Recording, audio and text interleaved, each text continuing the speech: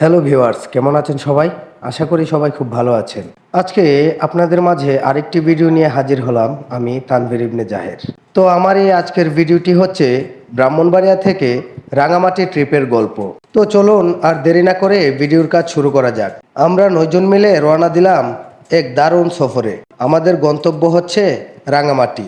আমাদের শুরুটা হয়েছে ব্রাহ্মণবাড়িয়া রেল স্টেশন থেকে। সকালবেলার স্নিগ্ধ পরিবেশ এবং ঝমকালো রোদের মাঝে ট্রেনের হুইসেল শুনেই সবার মন ভরে গেল। ট্রেন ছাড়তেই জানালা দিয়ে বেরিয়ে এলো অপূর্ব সব দৃশ্য। সবুজ মাঠ, নদী, গাছপালা আর ছোট ছোট গ্রাম। ট্রেনের ভিতরে হাসি আর স্ন্যাক্সের মজা চলছিল পুরো সময়। চট্টগ্রাম পৌঁছানোর পর আমরা সামনের দিকে এগুতে থাকলাম।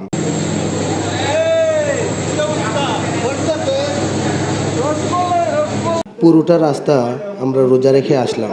তারপর আমাদের হাত পাগুলা ধুয়ে নিলাম। অনেক ধুলোবালো পড়ছিল। এখন হাত পা ধোয়াতে এখন একটু ফ্রেশ লাগছে।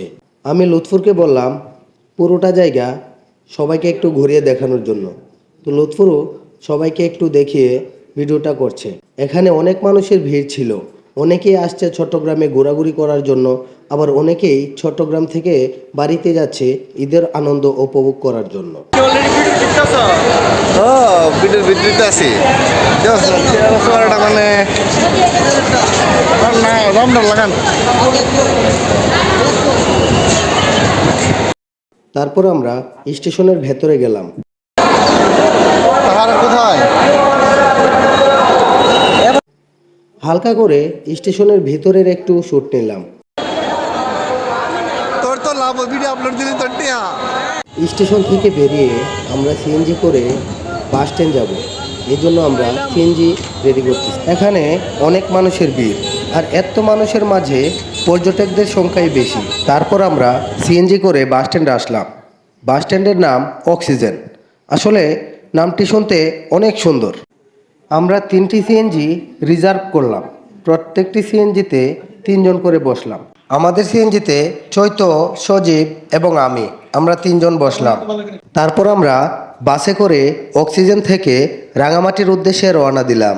রাঙামাটির আঁকাবাঁকা রাস্তা প্রকৃতি প্রেমীদের জন্য যেন এক অপূর্ব সুন্দর নিদর্শন। পাহাড়ের ঢালু পথ, সবুজ বন আর আশেপাশের জলরাশি সব মিলিয়ে এক অপূর্ব দৃশ্য সৃষ্টি করে এ যেন এক নতুন স্বর্গ। কাপ্তাই লেকের আশপাশের রাস্তা অনেক সুন্দর এবং মনমুগ্ধকর। পর্যটকদের জন্য এটি অনেক আকর্ষণীয়। পাহাড়ি রাস্তাগুলি অনেক আঁকাবাঁকা এবং অনেক উঁচু নিচু। এই রাস্তাগুলি শুধুমাত্র অভিজ্ঞ চালকদের জন্যই সুরক্ষিত। রাঙামাটিতে অনেকগুলো পর্যটন স্পট রয়েছে। এদের মধ্যে সাজেক, সুবলিং ঝর্ণা এবং পেদা টিং টিং সহ বিভিন্ন পর্যটন স্থানে সহজেই যাওয়া যায়। অবশেষে আমরা অক্সিজেন থেকে বাসে করে দোয়েল চত্বরে এসে নামলাম। আমাদের প্রায় 2.5 ঘন্টা সময় লেগেছে এখানে আসতে। দোয়েল চত্বর থেকে তবলচুরিতে আমরা সিএনজি করে আসলাম। তবলচুরি হচ্ছে এই এলাকার বাজারের নাম। তো এই বাজারে ভাই আগে থেকেই আমাদের জন্য অপেক্ষা করছিল। তারপর আমরা ভাইয়ের পিছন পিছন ভাইয়ের বাসার দিকে রওনা হলাম। এখানে যে বাংলাদেশ পুলিশ সাইনবোর্ডটি দেখছেন, ভাই হচ্ছে এই থানার এসআই। থানার কাছেই ভাইয়ের বাসা। তো আমরা অবশেষে ভাইয়ের বাসায় এসে পৌঁছালাম। তো ভাইয়ের বাসায় পৌঁছানোর পর আমরা তো সবসময় উপরের দিকে উঠি। আজকে গিয়ে দেখি আমরা নিচের দিকে যাচ্ছি। ওরে বাবা, এটা আবার কোন ধরনের ব্যবস্থা? তারপর আমরা নিচের দিকে নামতে নামতে প্রায় 2 তলা নিচে নামলাম। তারপর দেখি প্রায় 2 তলা মাটির নিচে ভাইয়ের বাসা। আমরা সবাই ভিতরে প্রবেশ করলাম। ভিতরে প্রবেশ করে দেখি বাসাটি অনেক সুন্দর, একেবারে গোছালো। তারপর আমি পুরো বাসার ভিডিওটা করলাম। তো বাসাটি আপনাদের কাছে কেমন লেগেছে এবং আমার ভিডিওটি কেমন লেগেছে অবশ্যই কমেন্ট করে জানাবেন। যদি ভালো লাগে তাহলে অবশ্যই লাইক দিয়ে পাশে থাকবেন এবং চ্যানেলটি সাবস্ক্রাইব করে দিবেন।